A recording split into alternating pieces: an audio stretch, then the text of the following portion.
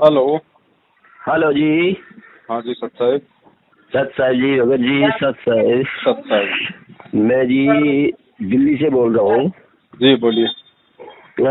आज पौंदा जी बोल रहे हैं ना? हाँ जी हाँ। अच्छा अच्छा। तो मैं दिल्ली से बोल रहा हूँ सर, सोनिया विहार से। हेलो। हाँ जी बोलिए भगत जी। सोनिया विहार से बोल रहा हूँ मैं। और मुझे करीब मैंने 2000 इस मार्च में मैंने नाम लिया था जी। यहाँ दिल्ली से। ये मुंड का आश्रम है ना यहाँ, यहाँ से लिया था। और नाम मतलब ले लिया नाम। और उस नाम लेने के बाद में 4 महीने बाद मुझे 5 नाम मिल गया। अच्छा। तो मतलब मैं घर वालों से परेशान हूँ बहुत ज्यादा, क्योंकि घर वाले तो रामपाल जी को ना गुरुदेव जी को गाली बकते हैं। और गुरु के नाम पे, गुरु का नाम जैसे आया और उनके तो मिर्चें लग जाती हैं अंदर से बाहर भीतर तक सरे, और मैं जल के राख हो जाता हूँ फिर वहाँ पे। तो मैं क्या करूँ कि मेरा ये आप मुझे डायरेक्ट कहीं मिल सकते हैं क्या? डायरेक्ट तो भगत जी अभी मुश्किल है। मुश्किल है ना? हाँ कोई दिक्कत नहीं, परमात्मा फोन पे बातचीत करवा देंगे, ऐसी कोई बड़ी बात नहीं। समस्या बहुत भक्तों के साथ में। मैं बस इस पर अच्छा, अब मैं रह भी ऊपर रहा हूँ उनके खतरे की वजह से, अलग रह रहा हूँ बिल्कुल एक कमरे में। पर आज अभी कल 5-6 दिन से लगातार झगड़ा हो रहा है। अब आज मैंने दोपहर को भी इसलिए खाना वाना नहीं खाया। मैं कहा भैया मैं नहीं खा रहा खाना, और खाऊंगा तो मैं कहीं बाहर से जाके खा लूंगा, कोई ऐसी बात नहीं है, और तुम अपना खाने को अपने पास रखो और खाओ तुम। तो बहुत परेशानी आ रही है मुझे मेरी भक्ति में। जहाँ भी देखो पहले गुरुदेव जी की बात चल जाएंगी और फिर गाली बकेंगे गुरुदेवों को और संतों को और रामपाल को और कबीर को, सबको मतलब गाली बकना चालू कर देंगे। और वो मान नहीं रहे हैं किसी तरीके से। मैंने खूब कोशिश कर ली, मतलब ये मेरे तरफ मेरी लाइन में आ जाए, किसी तरीके से आ जाए, लेकिन आ नहीं रहे हैं। क्या करूँगा? आपने क्या सोच रखा है? मैंने ये सोच रखा है कि मैं अब मैंने कह दिया था मुझे, भैया अगर ऐसे ही रखोगे तो मैं या तो यहाँ से जगह चेंज कर दूंगा, बदल दूंगा जगह, मैं यहाँ नहीं रहूंगा ऐसे। शादीशुदा हो या सिंगल हो? शादीशुदा है। पत्नी तो ज्यादा परेशानी कर रही है।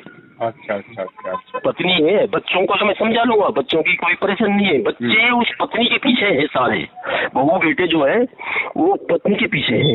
अच्छा अच्छा अच्छा। और वो परेशान, बहुत ही ज्यादा परेशानी हो रही है।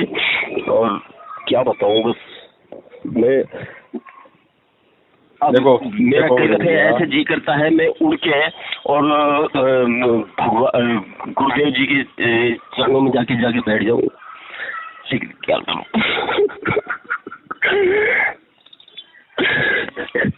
नाम कब लिया बाबा जी?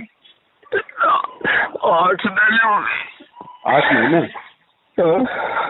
तो आपने इन लोगों से कुछ बातचीत की जहाँ से नाम दीक्षा ली, या जो आपके मैनेजमेंट वाले?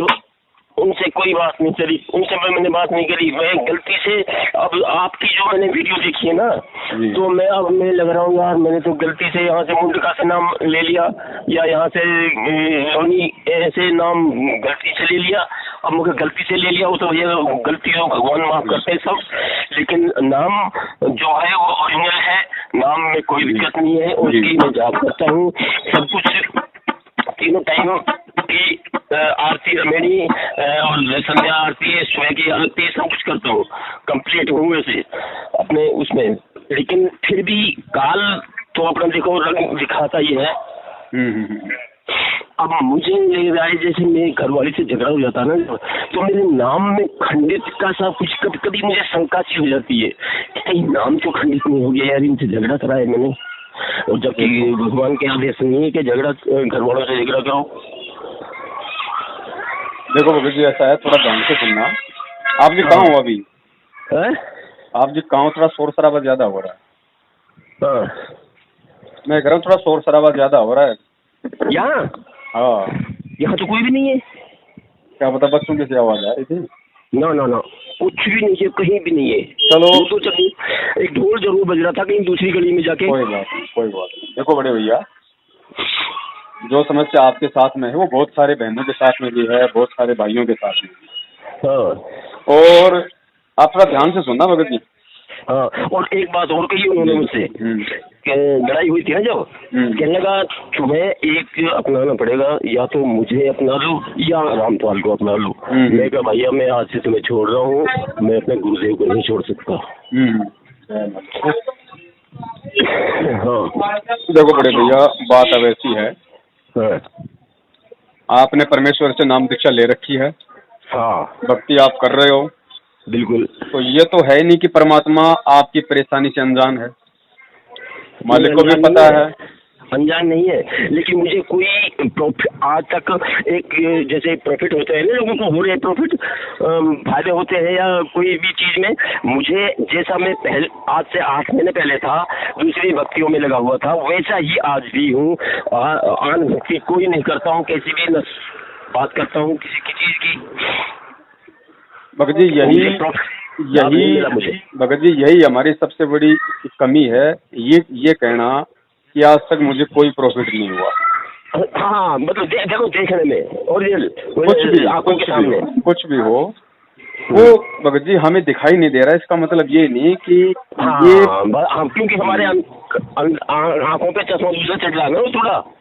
और क्या पता भगत जी आपका जीवन ही नहीं था, क्या पता इन 8 महीनों में आपकी जीवन लीला समाप्त हो जानी थी, आपका आगे जीवन ही शेष नहीं था। क्या पता परमेश्वर ने आपके किसी पुण्य कर्म के चलते आपको अपने शरण में लिया, जैसे भी लिया आपकी जीवन हो सकता परमात्मा ने एक्सटेंड कर रखा हो। हम ये कैसे कह सकते हैं कि हमें लाभ नहीं मिला? क्या पता हमारा एक्सीडेंट हो जाना था, हमारा पैर फ्रैक्चर हो जाना था, ये भी हो सकता है ना। अब देखो भगत जी, इस चीज का जो समाधान है ना वो क्या है, आप थोड़ा सा ध्यान से सुनना भगत जी। हाँ दास ये कह रहा था कि भगत जी नाम दीक्षा आपने ले ली, परमात्मा की शरण में आप आ गए, अब आपको क्या समस्या है, क्या दुख है, क्या परेशानी है, ये तो हो नहीं सकता कि उस परमात्मा को नहीं पता। उसको सब पता है, वो सर्वज्ञ अंतर्यामी है। बिल्कुल। उसके बाद भी यदि वो परमात्मा आपको किसी तरह की कोई राहत आपके इस पारिवारिक झगड़े से, इस कलह से यदि नहीं दे रहा है तो उसका रीजन क्या है भगत जी? हमें रीजन समझना है। हमें परमेश्वर को किसी भी तरीके से ये जो है मतलब वो दोष नहीं देना कि भाई मैं भक्ति भी कर रहा हूँ और मुझे परमात्मा किसी प्रकार का कोई लाभ नहीं दे रहा। इसका सबसे बड़ा रीजन ये है, आप उस परमात्मा के संकेत को समझो कि परमात्मा आपसे चाहता क्या है। अच्छा। क्योंकि भगत जी इस भक्ति मार्ग में आने के बाद में किसी भी समस्या का यदि कोई समाधान है तो वो समाधान है उस परमात्मा का ज्ञान। आपने, क्योंकि वो परमात्मा आपको अपने पैरों पे खड़ा होता हुआ देखना चाहता है। भक्ति मार्ग में पैरों पे खड़े होने का मतलब है कि भक्ति मार्ग में यदि कोई समस्या आ जाती है, कोई परेशानी आ जाती है तो मेरा बच्चा मेरे ज्ञान को आधार बना के अपने लेवल पे उस समस्या का कोई समाधान निकाले।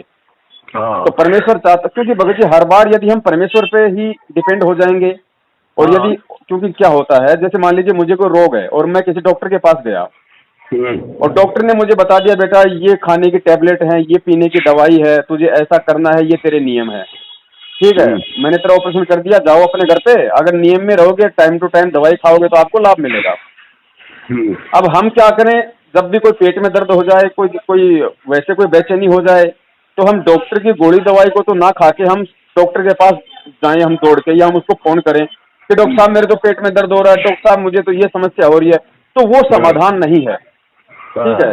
समाधान है गुरुजी का ज्ञान, और परमात्मा चाहता है कि इस ज्ञान को आधार बना के मेरा बच्चा स्वयं इन परिस्थितियों का सामना करे। और सुनो भगत जी, ज्ञान परमात्मा इसीलिए देता है, इसीलिए परमात्मा बार बार कहते हैं कि भाई नाम लेने में जल्दबाजी मत करो बिल्कुल भी, मैं कहीं नहीं भागा जा रहा, मैं तुम लोगों के लिए ही आया हूँ। तुम मुझे कोई बूढ़ा हुआ मत समझो, तुम मुझे कोई वृद्ध मत समझो, मैं तुम लोगों से पहले नहीं जाने वाला। इसलिए परमात्मा कहता है कि पहले ये सत्संग सुनो अच्छे से, गहराई से। सत्संग सुन के 50% तुम लोगों को जीवित मरना पड़ेगा। 50% जीवित मरने का मतलब है चाहे हमें कोई घर वाले परेशान करें, चाहे कोई पड़ोसी हमें किसी फालतू में परेशान करे, या अन्य हमें कोई शारीरिक दिक्कत हो या कोई आर्थिक दिक्कत हो, तो हमने उन चीजों का उस परमेश्वर के ज्ञान को आधार बना के कि भाई मेरा संस्कार ही ऐसा है, मेरा प्रारब्ध ही ऐसा है, मेरा भाग्य ही ऐसा है, मेरे ही कोई ये खोटे कर्म है। अगर कोई आर्थिक परेशान है तो उसको ये समझना पड़ेगा, और ये हकीकत भी है कि भाई मैंने कभी पिछले जन्म में दान पुण्य नहीं किया, जिस कारण से आज मुझे इस जीवन में भगवान की शरण मिलने के बाद भी आर्थिक परेशानियों का सामना करना पड़ रहा है। दूसरी बात, आपका जिस औरत के साथ में संस्कार है, जो आपकी पत्नी रूप में आपके साथ में है, और यदि आपका उसके साथ में झगड़ा हो रहा है, वो आपको परेशान कर रही है, तो भगत जी जाहिर सी बात है ये हमारे पिछले संस्कार हैं भगत जी। हाँ बिल्कुल, है ना, क्योंकि बिना संस्कार के यहाँ कोई गाल पे भगत जी चांटा भी नहीं मार सकता, कोई तू भी नहीं बोल सकता। तो इन सभी चीजों का निराकरण भगत जी हमने परमेश्वर के ज्ञान से करना पड़ेगा। एक बात बताओ भगत जी, जिस समय परमात्मा धना भगत को मिले, धना भगत की कहानी सुनी है? धना भगत को जिस समय वो परमात्मा मिला, उनको नाम दिया, उनको ज्ञान दिया, भगत जी उस समय तो परमात्मा ने इतने सत्संग भी नहीं सुनाए होंगे जितने कि आज आप और हमारे को सुनने को मिल रहे हैं। क्योंकि धना भगत के समय ना तो कोई मोबाइल था, ना कोई टीवी था, ना कोई ज्ञान गंगा थी, है कि नहीं? परमात्मा भी उनको बार बार नहीं मिला करते थे। आप और आसपास में ऐसा कोई भगत भाई भी नहीं था जो भाई वो परमात्मा की वो चर्चा कर सके। वो मूल ज्ञान भी परमात्मा ने खोल के नहीं बताया था जो आज आप और हमको बता दिया। भगत जी उस धन्ना भगत की औरत को देखो, जो अपने पति के सिर पे, जो औरत अपने पति के सिर पे तुम्बा मार सकती है, आपकी पत्नी ने तो ऐसी हरकत नहीं की होगी अभी तक। बस करी नहीं, करी नहीं ना, नहीं करी ना, लेकिन वो धना भगत की कहानी परमात्मा ने क्यों सुनाई? क्योंकि उसके साथ तो ऐसा हो गया था। धना भगत ने क्या किया भगत जी? वो घर छोड़ के भगा क्या? अपनी पत्नी के साथ में वापस वो लड़ा क्या? वो झगड़ा क्या? उसने क्या किया? उसने अपने गुरु पे विश्वास किया और अपने गुरु के ज्ञान को आधार बनाया कि भाई मेरा गुरु कहता है कि कबीरा आप ठगाइए और न ठगिए कोई, आप ठगाए सुख होत है और ठगे दुख होई। कबीर आवत गाड़ी एक है, उल्टा होय अनेक, कहे कबीर न उलटी और रहे एक की एक। ये कहानी भगत जी ये किससे परमात्मा ने क्यों सुनाए? इसलिए सुनाए कि ये समय है कलयुग, और इस समय जीव के इतने कर्म बिगड़े हुए हैं। कभी उसका बेटा उसको परेशान करेगा, तो किसी का बाप परेशान करेगा, तो किसी का जो है पति परेशान करेगा, तो पति अपनी पत्नी को परेशान करेगा। तो उन परिस्थितियों का हमने किस तरीके से सामना करना है, कैसे हमने अपने गुरु के ज्ञान को आधार बना के हमने सहनशीलता दिखानी है। और जब भगत जी हम सहनशीलता दिखाएंगे तो गुरु जी ने क्या कहा? गुरु जी ने वो राजा और वो जो लकड़हारा था, लकड़ी मर्चेंट, आपने वो कहानी सुनी है परमात्मा की सत्संग? परमात्मा ने कहा कि जैसे विचार हमारे होंगे एक दिन सामने वाले के ऑटोमेटिक वैसे हो जाएंगे, उसको बदलाव आ जाएगा, ऑटोमेटिक आएगा। लेकिन उसके लिए हमने थोड़ा संघर्ष करना पड़ेगा, हमने सहन करना पड़ेगा। आप चुप रहो, आपकी भक्तमती जो भी कुछ आपको बोले, आपकी पत्नी कुछ भी आपको बुरा भला कहे, अगर आपको वो घर में आरती नहीं सुनने देते, अपनी मोबाइल में कान में लगा के सुन लो, अपनी कहीं बाहर घूमते घूमते सुन लो। घर में अगर आपको ज्योति नहीं लगाने दे रहे तो कोई बड़ी बात नहीं, परमात्मा के अपने मन मंदिर में लगाओ, ठीक है। और जिस समय मान लो फिर भी यदि वो आपको कुछ बोलती है तो भगत जी वो था ना, परमात्मा ने वो कालू झीमर की सुनाई ना हमें कथा, कि कालू झीमर को जब ज्ञान हुआ कि भाई मैंने तो एक नकली साधु बनने की एक्टिंग की थी, राजा मेरे आगे 7 असर की सोने की डाल गया, अगर मैं असल में साधु बन जाऊं तो क्या हो जाएगा? तो भगत जी उस दिन के बाद उसका मन नहीं लगा वो मछलियां पकड़ने में, वो अपने गुमसुम रहने लगा। अब वो औरत बोली भैया गुमसुम क्यों बैठा है, काम धंधा कर, बच्चे क्या तेरे को खाएंगे? वो बोला भैया मेरे से तो मछलियां नहीं पकड़ी जाती, मैं तो अपना भक्ति करूंगा, अपना भजन करूंगा। तो 5-10 दिन तो उसकी औरत उसके पीछे लगी रही। जब वो कुछ नहीं बोला, वो बोले वो अपने गर्दन नीचे कर ले, चुपचाप वो बोल बाल के रह जाए। 8-10 दिन बाद के उसने कहा कि ठीक है इसको मरने दो, तू जहाँ जाना चाहता, जहाँ अपनी भक्ति करना चाहता तू कर, हम तेरे को कुछ भी नहीं कहेंगे। तो भगत जी वो क्यों हुआ? परमात्मा ने कहा कि अगर वो कालू झीमर भी अगर उसके सामने हो जाता, अगर उसके सामने उसको गालियां बकता, उसके जैसा हो जाता, तो वो जिंदगी में नहीं सुधरने वाली थी। तो एक पक्ष को झुकना पड़ेगा, तब परमात्मा दया करते हैं। फिर समर्थ हमारे साथ में है, परमात्मा को कोई मजा थोड़ी आता भगत जी ये मतलब ये डांस देखने में हमारा। लेकिन वो नाम देके ज्ञान देके परमात्मा ये भी तो देखता है कि भाई इस भगत को अगर थोड़ा बहुत भी अगर मेरे पे विश्वास होगा तो मैं इसको लाभ दूंगा, तो मैं सामने वाले की मैं उसकी बुद्धि फेरूंगा। तो भगत जी भक्ति में है मेन ज्ञान, और इसीलिए परमात्मा कहते हैं कि नाम इतनी जल्दी लेने की कोई जरूरी नहीं है भाई, मैं कहीं भटके नहीं जा रहा, 2 महीने बाद ले लो, 6 महीने बाद ले लो, लेकिन तब तक उससे पहले ज्ञान सुनो, सत्संग सुनो और सत्संग को आधार बनाओ।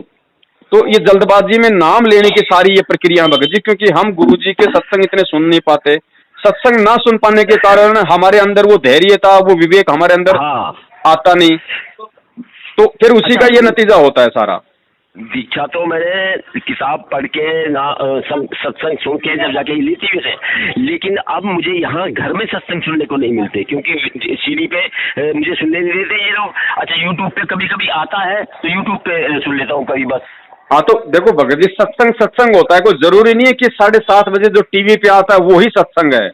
अरे सत्संग अपने मोबाइल में 24 घंटे में कभी भी सुन लो, यूट्यूब पे लाखों सत्संग पढ़े हैं परमात्मा के। या तो किताबों में भी सत्संग लिखे हुए हैं, तो वो भी सत्संग ही है। आप किसी भगत से बात कर रहे हो, दास से बात कर रहे हो, ये भी अपना सत्संग ही हो रहा है। हम किसी आसाराम की बात थोड़ी कर रहे हैं। बिल्कुल बिल्कुल, ये भी सत्संग है। परमात्मा सत्संग का मतलब होता है जिससे हमें दृढ़ता आए, जिससे हमारे अंदर हमारे गुरु के प्रति विश्वास पैदा हो। घर वाले नहीं सुनने देते, कोई बात नहीं भगत जी, रात को सोओ, अपना कान में लीड लगा के चुपचाप सुन लो, किसको सुनाई दे रहा है। कहीं बाहर जा रहे हो, कहीं अपने खेतों में जा रहे हो, कोई और काम के लिए जा रहे हो, वहां सुन लो परमात्मा के, चलते फिरते कैसे भी सुन लो, को बैठ के सुनने की जरूरत थोड़ी है। तो कहने का मतलब भगत जी, हर परिस्थिति में, क्योंकि हम हैं भगत, हमें परमात्मा ने ज्ञान दे दिया और वो है जगत, उनके ऊपर है काल का प्रभाव। और गुरु जी कहते हैं अगर तुम उनके सामने बोलोगे, हाथापाई करोगे, तो भाई 751 का मुकदमा उसी समय तैयार हो जाएगा, मेरा कोई रोल नहीं है फिर। परमात्मा कहते हैं मैं रक्षा उसकी करूंगा जो मेरी मर्यादाओं में चलेगा। मैंने कहा कि आवत गाड़ी एक है, उल्टा होए अनेक, सामने वाला तुझे गाली बक रहा है, तुझे बुरा भला कह रहा है, तू चुपचाप रह, तो मैं तेरे साथ में हूं, तेरे सामने खड़ा हूं मैं दीवार बन के। तो हमें सहन करना पड़ेगा। फिर हम सहन किसके लिए कर रहे हैं भगत जी? अपने परमात्मा के लिए, अपने आत्म कल्याण के लिए। तो जब फिर गुरु जी कहते हैं कि भाई कबीरा मेरे भगत को दुख ना दीजिए कोई, मेरा भगत दुखी तो मैं दुखी, मेरा आपा भी दुखी होए। जब हम इतना सहन करेंगे और सामने वाला इतनी जाति करेगा, तो परमात्मा भगत जी हिरणाकुश की तरह छाती फाड़ देता है। तो परमेश्वर उनको भी सद्बुद्धि देंगे भगत जी, वो भी मालिक के ही बच्चे हैं, वो किसी और के नहीं है। बट ठीक है, आपका संस्कार गुरु जी से जुड़ने का जल्दी आ गया तो आप जुड़ गए। हो सकता है आपसे पहले उनका संस्कार आ जाता और बल्कि आप नहीं मानते, तो उनको भी तो आज भगत जी सहन करना पड़ता आपकी बातें। हाँ बिल्कुल बिल्कुल। तो भगत जी हमें थोड़ा सा ज्ञान को आधार बना पड़ेगा। वो जब ज्यादा बोले, उल्टा बोले, तो आप भगत जी चुप रहो, शांत रहो, मन में किसी प्रकार का माथे के ऊपर कोई शिकन भी मत लाओ। मालिक की दया से, परमात्मा से अंदर ही अंदर प्रार्थना करते रहो कि परमात्मा आप ही की बेटी है, बस फिलहाल आपको ये पहचान नहीं पा रही। भगत जी आप देखना 10-15 दिन में वो परमात्मा ऐसी दया कर देगा, या तो आपको बोलना बंद कर देंगे या फिर वो आपको सहयोग देना शुरू कर देंगे। परमात्मा उनको कोई ऐसा अमल के झटका दे देगा। तो इसका समाधान केवल यही है भगत जी, ज्ञान ही समाधान है। और मार्केट में कोई टैबलेट थोड़ी मिलती है भैया, अगर घरवाली ज्यादा परेशान करे तो मार्केट में कोई ले आओ टैबलेट खा लो। तो इसलिए गुरु जी कहते हैं भगत जी ज्ञान को आधार बनाओ। अच्छा मेरा थोड़ा सा ना, जैसे मैं मुंडिका गया था जी, आश्रम में गया था मुंडिका, एक आदमी के, एक भगत के साथ गया था। तो वहाँ पे मैंने 100 रुपए दान कर दिए थे जी। तो उस दिन के बाद में बेचैनी सी रहने लगी कुछ। अब आपके जो 2-4 मैंने वीडियो सुनी है ना, सब मेरा हुआ है कि यार ये जो जितने नामदान केंद्र है, आश्रम है, ये सारे मतलब विद्रोहियों ने कर रखे जी। तो वहाँ से मतलब मुझे ऐसा लग रहा है जैसे कि भाई कोई नाम खंड या वैसे कोई काम तो नहीं हो गया है। वो 100 रुपए जो दान कराए मैंने वहाँ पे। देखो भगत जी, जब तक हमें ज्ञान नहीं होता है, हमें कोई सच्चाई का पता नहीं होता है, तब तक गुरु जी कहते हैं चाहे धोखे से आपको, चाहे कोई आपको ठंडे पानी में जो है कि बियर घोल के पिला दे, आपको चाहे वो शराब पिला दे, चाहे सब्जी के भरोसे आपको मांस खिला दे, धोखे से या अनजाने में वो गलती हो जाती, उससे नामखंड नहीं होता है। आपने जो पैसा दिया निश्चित रूप से आपके पैसे का दुरुपयोग हुआ है, लेकिन आपको नहीं पता था, आपने तो अपने गुरुदेव के निमित्त दिया, तो वो उसमें दोष आपको नहीं। लेकिन आज आपको सच्चाई का पता चल गया। अब यदि हम 1 रुपया भी किसी को देंगे गुरु जी के आने तक, तो हम दोषी हैं भगत जी, उसका हमें प्रतिफल फिर भोगना पड़ेगा। नहीं, आपकी वीडियो सुन के ये इस बात की पूरी अकल होगी कि जितने भी जो नामदान खुले हुए हैं ये सारे ड्रामे हो रहे हैं यहाँ पे। ये तो भगत जी, ये तो हम तो पिछले 6 साल से चिल्ला रहे हैं भगत जी। और आप भगत जी, मैं आपको गारंटी देता हूँ, आप यही समस्या अपनी मैनेजमेंट के नंबरों पे फोन करके बताओ, आपको दो ही बात बताएंगे। वो पहली बात तो ये कहेंगे कि भगत जी अपनी भक्ति बढ़ाओ, अपनी भक्ति बढ़ाओ। अरे भक्ति क्या खाक बढ़ाओ, जब घर में कलह हो रही है तो भक्ति क्या खाक बढ़ेगी? वो आपको कोई समाधान नहीं बताएंगे इस बात का। या फिर आप कुछ ज्यादा बोलोगे तो बोलेंगे ठीक है भाई आपकी प्रार्थना लगाएंगे, फिर आपकी प्रार्थना का जवाब आएगा कल फिर जवाब में क्या बोलेंगे, गुरुजी ने कहा कि ज्योति संकल्प कर दो, जो नामदान पे मुंडका में आप जो हमने ज्योति करो। भगत जी समाधान केवल ज्ञान है और कोई समाधान नहीं है इस चीज का। अच्छा, इसलिए परमात्मा ने 27 साल से क्यों रात दिन परमात्मा ने दुनिया की गालियां खाई ये सत्संग करने के लिए? क्यों परमात्मा आज वहां पे जेल में बैठे हुए हैं? इन सत्संगों के कारण ही तो बैठे हुए हैं, क्योंकि परमात्मा ने बताई सच्चाई, लोगों को वो अच्छी नहीं लगी। अच्छा, इस पे मतलब डिस्कस होती है क्या? जैसे गुरुदेव कब तक बाहर आ सकती है कुछ? भगत जी देखो ऐसा है, जब हमें ज्ञान समझ में आएगा तो ज्ञान समझ के हमें फिर ये गुरु समझ में आएगा। सबसे पहले तो हमें ज्ञान समझना जरूरी है, क्योंकि बिना ज्ञान के ना तो गुरु समझ में आएगा ना ये भक्ति समझ में आएगी। तो जब ज्ञान हमारे समझ में आएगा और फिर हमें गुरु समझ में आएगा, फिर मालूम पड़ेगा कि गुरु होता कौन है। गुरु कोई सामान्य इंसान नहीं है, गुरु कोई इंसान नहीं है, गुरु कोई आप और हमारी तरह कोई माँ के पेट से आया हुआ या कोई वैसे कोई साधारण मनुष्य नहीं है।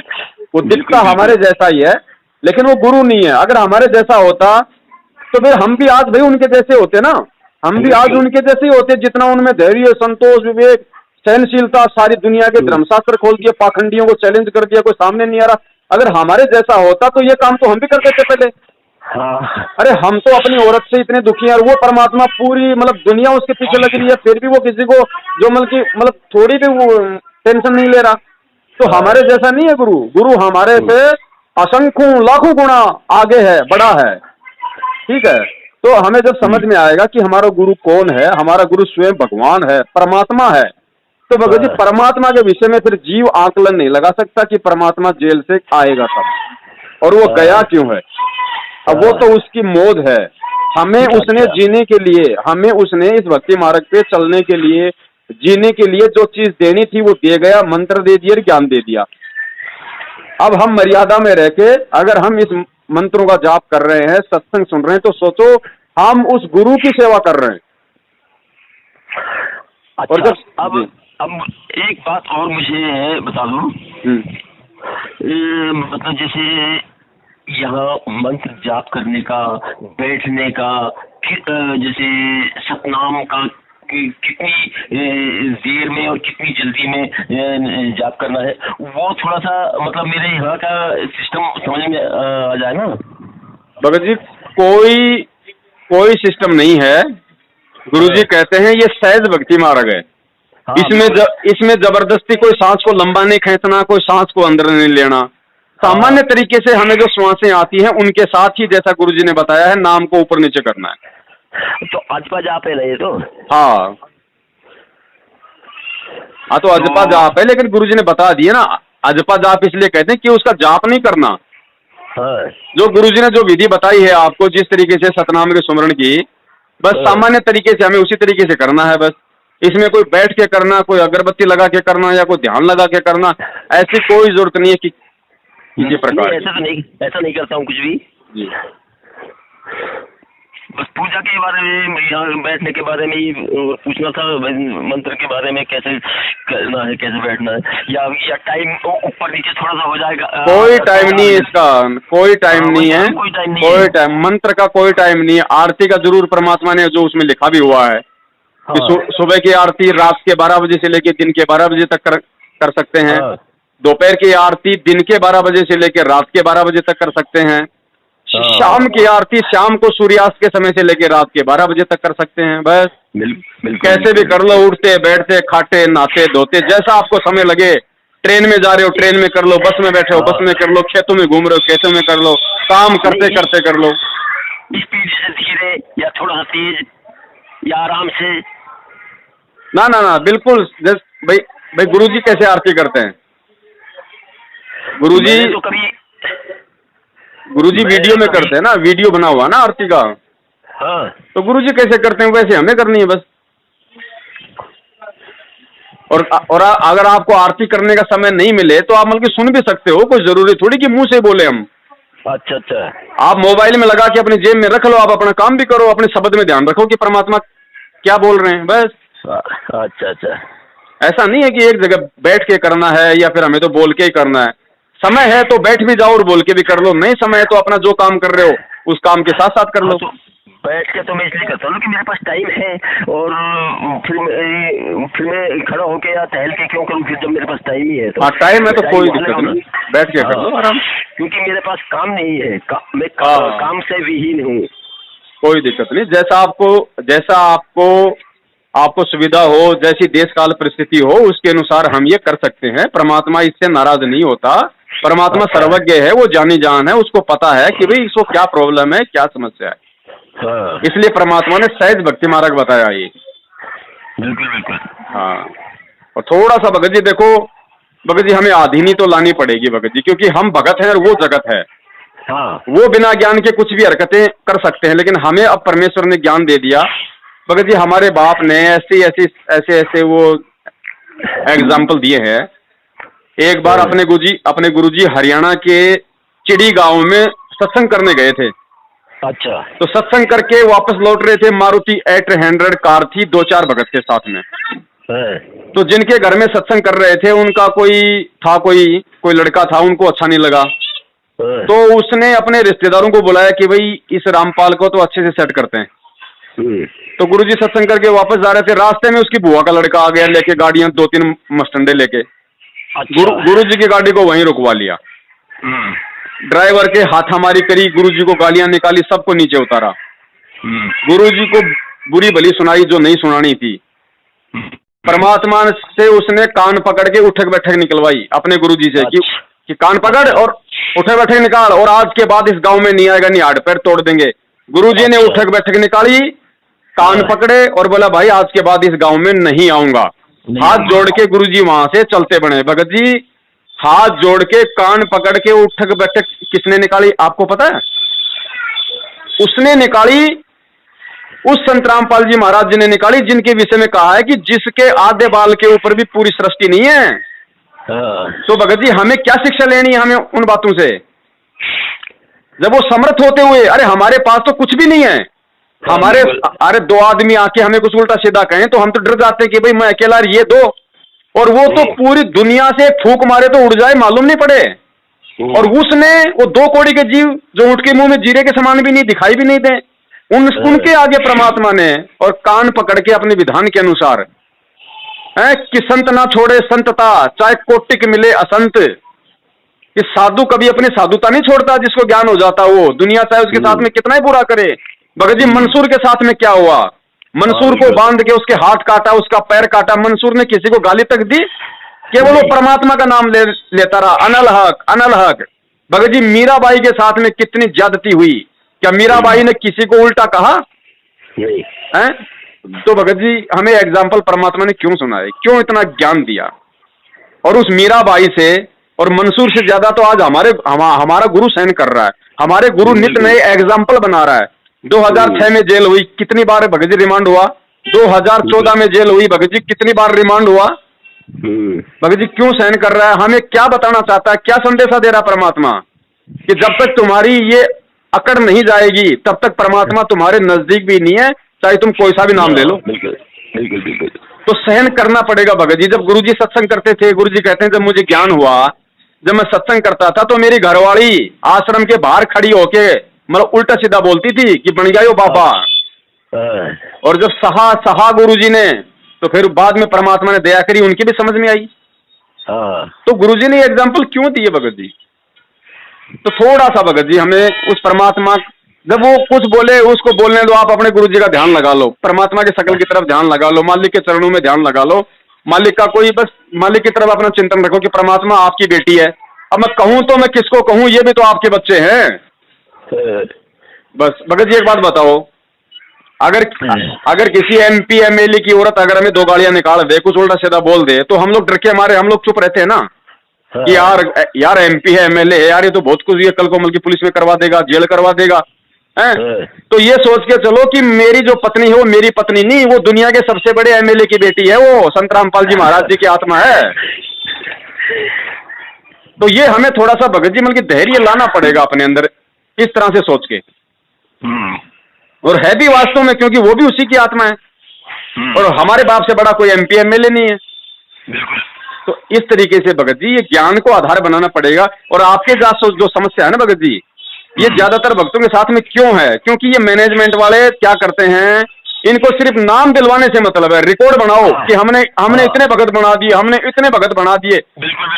टूट कितने रहे हैं, छोड़ कितने रहे भक्ति, उनसे लेना देना नहीं। इन्होंने तो लिस्ट बना ली 5 लाख 6 लाख बस।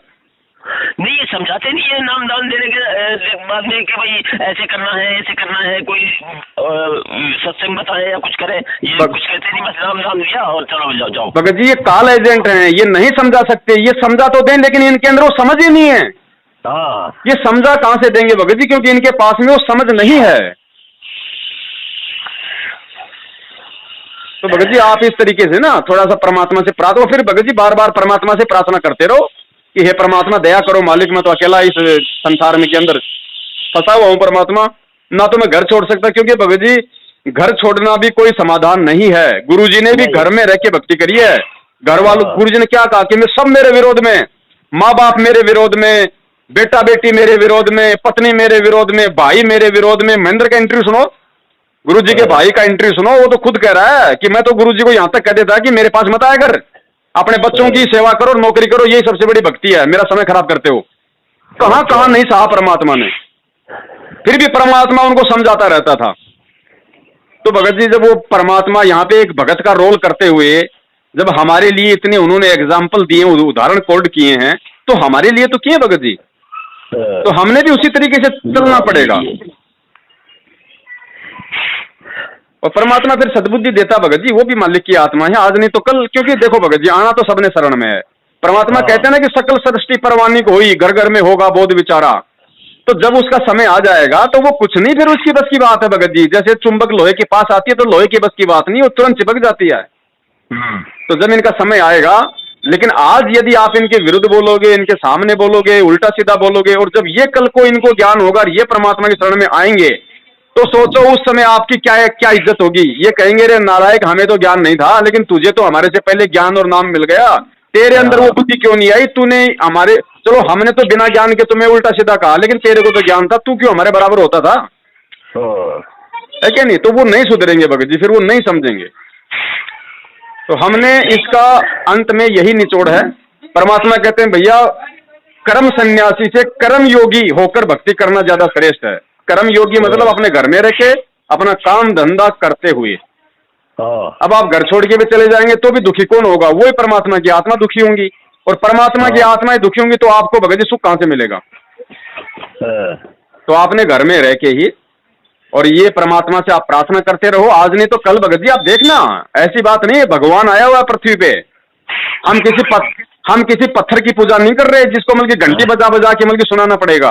वो अंतर्यामी है, वो जब हमारे अंदर कोई पीड़ा होती है ना तो तुरंत उसके दिमाग में घंटी बजती है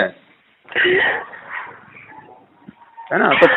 तो परमेश्वर भगत जी दया करें, थोड़ा सा धैर्य रखो, बहुत जल्दी ये दुनिया पलटने वाली है भगत जी, सबका विचार पलटी खाने वाले हैं।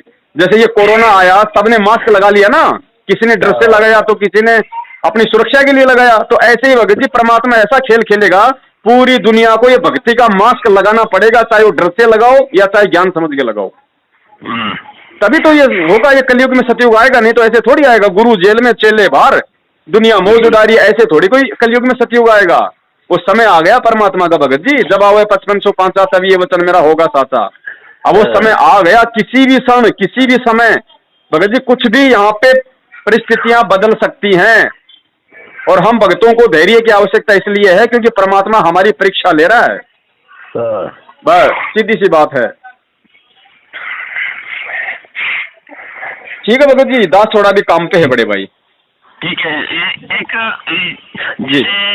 जहाँ मेरा पूजा बैठने का स्थान है ना, हाँ, वहाँ पे पहले की जो जैसे भागवत गीता, रामायण या और धार्मिक पुस्तकें बांध के कपड़े में और रखी हुई है अंदर, लेकिन है उसी कमरे में। कोई दिक्कत तो नहीं करेंगी वो? ना ना ना, कोई दिक्कत नहीं है, कोई दिक्कत नहीं, उनको रखे रहने दो। उन्हीं पुस्तकों से तो हमें जानकारी हुई है। हाँ, उन्हीं भाई असली तो देखो जानकारी तो शुरू से उनसे ही हुई है, लेकिन उनको मैंने जैसे फ्रंट है ना उनका, पीछे की तरफ को करके और कपड़े में बांध के, लाल कपड़े में और बांध के रख रखा है। बस घर में उनको कोई पढ़ता है क्या?